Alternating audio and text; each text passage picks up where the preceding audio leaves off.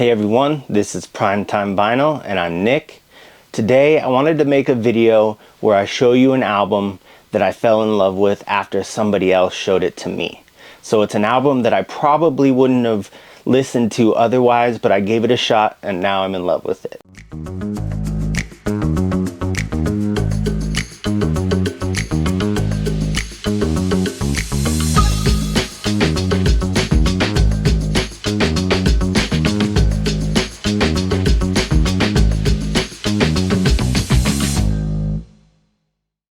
So the album that prompted this video was shown to me by another VC member on YouTube.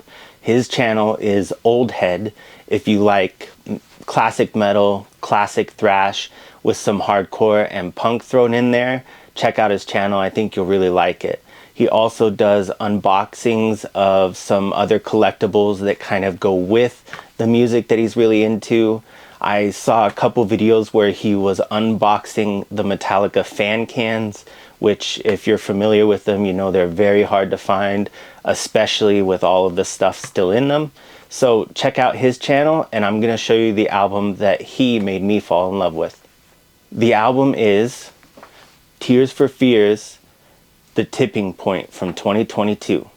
I never would have listened to this album if I hadn't seen it on one of Old Head's videos. Just speaking honestly, I don't really listen to any of the bands that did this type of music in the 80s, so probably never would have heard this album otherwise. If you only know Tears for Fears from their hits in the 80s, like Shout, Everybody Wants to Rule the World, Mad World, then this will kind of be a shock to you. Of course, there's a lot of pop sensibility on this album, a lot of really great songwriting, but it doesn't sound anything like those 80s Tears for Fears hits. The songs on this album that you should check out and see if you like it are the title track, which is The Tipping Point, Break the Man, My Demons, and Please Be Happy. It's just a great album. A little bit of it is more melancholy. The music is a little bit more haunting at times, but it's an amazing album, especially if what I just described is kind of right up your alley. Check it out. Tears for Fears, The Tipping Point.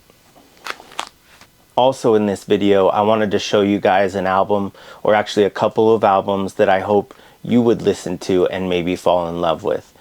I'm going to show Forgive Durden's 2008 album, Rasia's Shadow. This is a super theatrical, conceptual album.